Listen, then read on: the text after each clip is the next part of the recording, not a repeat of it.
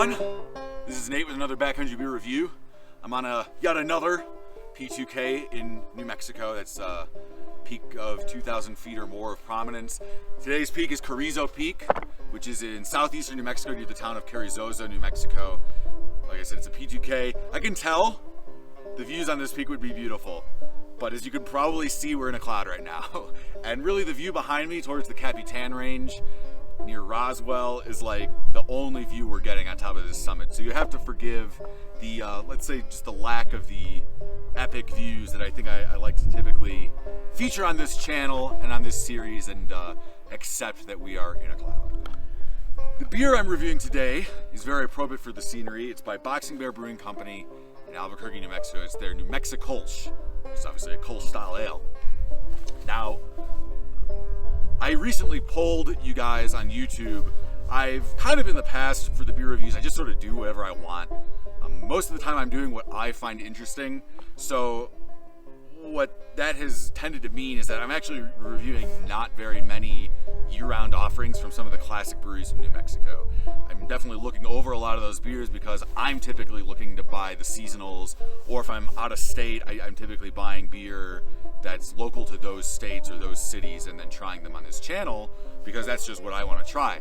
And based on that poll, a lot of you guys sort of agree with me. You think me doing whatever I want is a great plan. But I would say the majority of other responses definitely favored regional beers and New Mexico standard beers, right? Like year-round offerings from New Mexico breweries. And so I'm perfectly fine reviewing those. It's a fun inspiration to kind of go back to some of these classics that I've sort of forgotten about and don't really buy all that often. And in this case, this is a beer I've actually never had. Boxing Bear Brewing Company, they were established in 2014. That was right around the time I moved out of New Mexico to go to grad school. So I don't really have much of a relationship with the brewery or their beer. To be honest, I think I've only tried their beer once. Maybe once a long time ago at like a beer fest in Albuquerque, and then recently I think I went to their tap room on Tramway for a few beers, and they're good.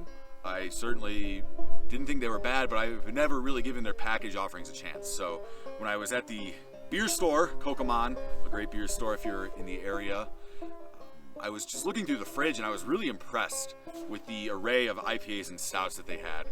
Definitely, if you've watched this channel the last few months, I've reviewed a lot of stouts and IPAs. It was a little cathartic. I don't think I reviewed many stouts and IPAs for a long time, and then just it all bubbled over, and that was like the only thing I was reviewing for a while. So I really needed to take a break from that, and I figured, you know what, a month from now, when this video airs, is Lager Summer. So let's start it off. Let's get you excited with a very lager-like beer, a Kolsch. Let me read the can for you. It says, "This light, thirst-quenching ale is the crisp flavor and finish of a lager. A clean, light malt profile paired with just the right amount of traditional German hops make this a perfect companion for yard work, camping, and general enjoyment of the Land of Enchantment." Well, thankfully, I'm not camping because it's very cold, but I am enjoying the Land of Enchantment even though it is cold. So let's open this up and give it a taste. Okay, time for a sip.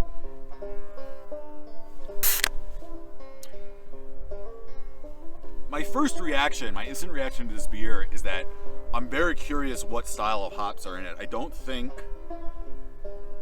no, well, it says traditional German hops in this, which I find somewhat surprising. I cannot believe I hear a train horn from all the way up here. We're so far away from train tracks. Anyway, it says it's made with traditional German hops, and that somewhat surprises me because the hop notes I'm getting, I think, are fruitier than the typical noble German hops that I would get in maybe a beer like this. Usually when I'm thinking noble hops, I'm thinking like earthy, I'm thinking a tad vegetal, I'm thinking herbal. With this, for sure, the first note I get is this intense fruitiness, this intense apricot note, a tad floral as well.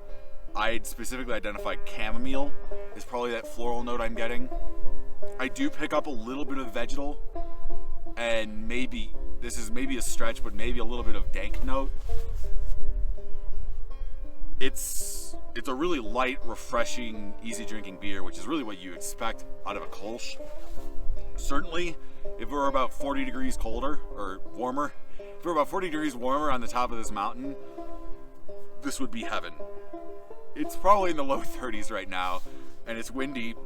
and it's cloudy and it's cold, so I'm kind of pining for one of those stouts that I mentioned before, but it's still really solid beer.